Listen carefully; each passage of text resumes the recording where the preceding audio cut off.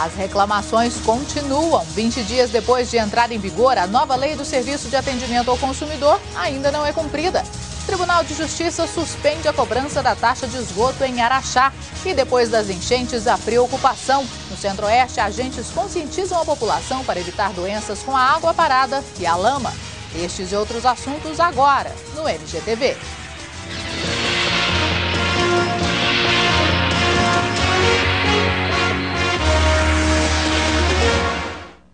Boa noite. As novas regras de atendimento ao consumidor pelo telefone estão em vigor desde 1º de dezembro. Mais de 70 empresas já foram notificadas, mas o serviço ainda está longe do ideal. No começo do mês, esta advogada se cadastrou numa promoção de uma operadora de telefonia celular. Se gastasse R$6, ganhava um bônus de 60. O bônus nunca veio. Dias depois, ela ligou no 0800 da operadora para reclamar. Foi aí que começou a dor de cabeça. Na primeira vez eu fiquei 10 minutos esperando para ser atendida, na segunda eu fiquei 15 minutos. E na terceira, o meu marido, já irritado, falou assim: eu vou ficar até o final, agora vamos ver aonde isso vai dar, né? O que vai virar isso aí. Ficou exatamente meia hora esperando para ser atendido. A nova lei do Serviço de Atendimento ao Consumidor entrou em vigor há 20 dias. Desde então, o PROCON de Uberlândia registrou uma diminuição de 15% no número de reclamações quanto às pessoas que vinham até ao órgão cancelar o serviço. Em contrapartida, houve um aumento de 10% no número de reclamações em relação ao atendimento feito por telefone.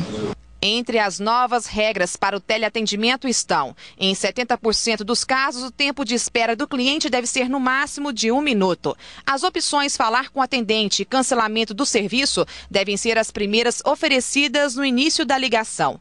Segundo o superintendente do PROCON, o Departamento de Proteção e Defesa do Consumidor do Ministério da Justiça já notificou até agora 72 empresas em todo o país. A primeira providência do PROCON foi efetivamente fazer uma campanha e divulgar uma campanha com os principais direitos do consumidor em relação às novas regras. O outro trabalho é acompanhar de perto, junto a essas empresas, os procedimentos de adaptação. Por fim, o PROCON também encaminha ao Departamento de Proteção e Defesa do Consumidor notícias a respeito do descumprimento do decreto. O Tribunal de Justiça de Minas Gerais suspendeu a cobrança da taxa de esgoto em Araxá. A decisão atende a um pedido do Ministério Público que alega que a maior parte do esgoto ainda não é tratada. Dona Cora faz de tudo para economizar água em casa. Mesmo assim, não concorda com o valor que paga todo mês. É muito justo pagar por uma coisa que a gente usa, né? Acho muito natural, mas quando ela é bem feita e tudo, né? 32% do total da conta de água referiam-se à cobrança pelo tratamento do esgoto. A taxa era cobrada em Araxá desde 2002, mas na conta de dezembro não foi incluída. Resultado de uma ação deste promotor, que entrou com uma liminar pedindo a suspensão da cobrança. É ilegal essa taxa porque o serviço não está sendo prestado ainda, na integralidade na cidade. Todo o esgoto da cidade é jogado no Córrego da Galinha, a maior parte sem nenhum tratamento.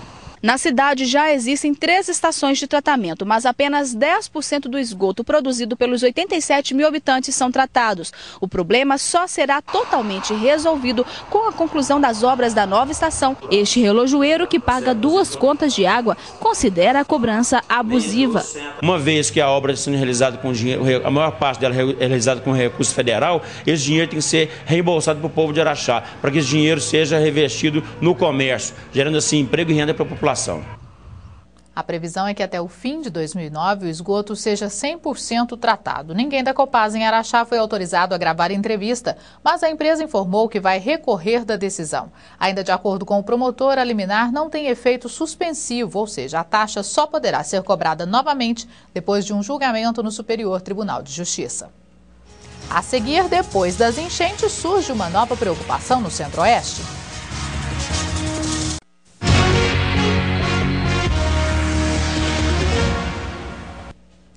Subiu para 49 o número de cidades mineiras em estado de emergência por causa da chuva que atinge o estado desde setembro. De acordo com o último balanço divulgado pela Defesa Civil, 13 pessoas morreram e 289 ficaram feridas. 27.832 pessoas estão desalojadas e 4.631 estão desabrigadas. A chuva também já destruiu 30 pontes e 179 casas. As informações são da Defesa Civil Estadual. Em Divinópolis, 82 pessoas estão desabrigadas e todos tentam voltar à rotina. E agora convivem com risco de doenças. Os bombeiros visitaram algumas casas em situação de risco. Eles fizeram a avaliação dos locais. A gente passa isso para a Defesa Civil está fazendo acompanhamento aí. E essas providências para frente, a Defesa Civil juntamente com a Prefeitura, acho que farão alguma coisa no sentido de estar apoiando essas famílias aí, né? Com o rio Itapecerica no nível normal, fica mais fácil avaliar os estragos causados pela enchente. Muitos entulhos, destruição e há também uma preocupação com a água empoçada, como aqui nesse ponto. Um grande risco à saúde. O contato com a água parada e a lama contaminada pode provocar várias doenças. Doenças diarreicas, a própria cólera, a leptospirose, a hepatite A. E a gente está orientando as pessoas que tiveram contato com a água que venham a ter algum sintoma, né? Durante esses 10, 15, até 30 dias, qualquer um dos sintomas, como dor de cabeça, febre alta, dor no corpo, diarreias, né? Que procure imediatamente o posto de saúde, né? Durante a tarde, os agentes da Vigilância Epidemiológica visitaram famílias e distribuíram folhetos com dicas de como limpar a casa corretamente. Os moradores de Divinópolis também contabilizam os prejuízos. 90% do material da oficina de brinquedos de Joel foram perdidos. Eu calculo o prejuízo aqui na faixa de 18 a 20 mil reais, principalmente em partes eletrônicas, né? E ainda falta água em alguns bairros, dificuldade para limpar a sujeira e fazer os serviços domésticos. Sem energia dá para passar um bocado, mas sem água tá difícil. E o tempo continua nublado com possibilidade de pancadas de chuva em algumas áreas do estado nesta terça-feira. Você vê aí imagens ao vivo de Uberaba. Para os próximos 2 dias, segundo o MG Tempo, não há previsão de chegada de uma nova frente fria sobre Minas. Estão previstas apenas chuvas normais da estação. Mas a partir do dia 25, pode chover com intensidade moderada a forte no centro, sul e sudeste. Veja agora a previsão para amanhã no mapa.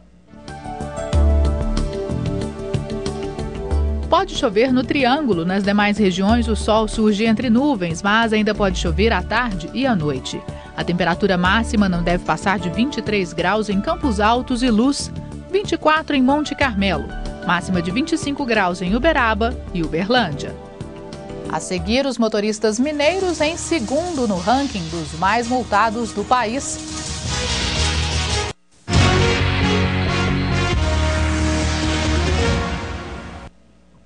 É nesta época que os pais recebem as listas de materiais escolares para o ano que vem.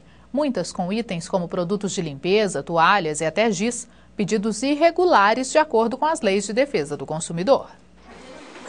O material escolar está entre as grandes despesas de fim de ano. Por isso, para os pais, qualquer alternativa para economizar é válida. Selma participa da produção da lista de compra e venda de livros usados da escola. Eu vendo os usados dela para estar comprando usados novamente para o próximo ano. E com isso, gerando uma economia assim, muito boa. A partir de agora, ela deve poupar ainda mais. O número de itens pedidos vai diminuir. O PROCON solicitou as listas para que sejam analisadas pelos advogados. As escolas só devem pedir materiais que serão utilizados nas atividades diárias pedagógicas do aluno. Produtos de limpeza e higiene, por exemplo, não devem ser incluídos. Que assim que o pai receba a lista de material escolar, que ele verifique nessa lista que está sendo pedido, solicitado algum material que não é de uso escolar da criança, ele pode se dirigir ao PROCON, que a gente vai analisar e vai ver se realmente aquilo pode ou não ser solicitado, né? Os estabelecimentos de ensino que descumprirem a norma responderão processo administrativo. O diretor desta escola particular acha a recomendação válida. Ele já enviou as listas para análise do PROCON. A escola nunca pediu giz, material de laboratório, material de limpeza, toalhas de banheiro, nada disso. Então, isso aí é obrigação do colégio fornecer, está incluído na mensalidade. Rubio está aliviado. Agora, as compras de material escolar poderão ser feitas apenas na livraria. Qualquer tanto que venha reduzir na lista de material, para mim, é muito válido. As denúncias sobre abusos nas listas de materiais escolares podem ser feitas pelo telefone do PROCON, o 151. É preciso estar atento o tempo todo à segurança e às normas de trânsito, inclusive as de outros estados. Chegar em casa e receber a multa pelos correios é uma surpresa desagradável, mas frequente para muitos motoristas mineiros.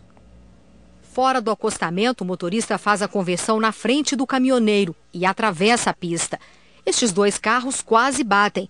Um quer entrar e o outro sair do posto de gasolina. Quando está fora do estado, o motorista mineiro é o segundo mais imprudente do país. Perde em número de multas apenas para os paranaenses. De acordo com o Registro Nacional de Infrações de Trânsito, o excesso de velocidade é a irregularidade mais frequente, resultado da impaciência associada à imprudência. Rogério foi multado no interior de São Paulo. Descuidou-se dos radares numa rodovia onde o limite de velocidade era diferente do que ele está acostumado em Minas. Aprendi a ser a 60 passar a 50. Melhor. Especificamente no caso dos mineiros, quando ele se dirige para outros estados que possuem rodovias duplicadas, com bom estado de conservação, ele abusa da velocidade. Porque ele está acostumado aqui em Minas com rodovias estreitas, muitas curvas, muitas subidas e descidas. Quando ele se depara com uma rodovia duplicada em bom estado de conservação, ele quer recuperar esse tempo perdido. A segunda infração mais cometida pelos mineiros é a ultrapassagem pela contramão. Justamente o que o motorista deste carro branco faz, apesar da faixa contínua. Este outro veículo também invade a contramão. Planejar a viagem não é simplesmente juntar com um grupo de amigos e decidir que vai viajar. Procure saber por quais rodovias vai trafegar, as condições das mesmas, pontos de fiscalização que existem nessa rodovia. Existem alguns sites onde o motorista pode se informar sobre as condições das rodovias, limites de velocidade, distâncias e normas de trânsito específicas para cada estado. As informações em nosso portal megaminas.com. O MGTV segunda edição de hoje termina com as imagens da decoração de Natal de Patos de Minas. Fique agora com a novela Três Irmãs. Uma boa noite para você e até amanhã.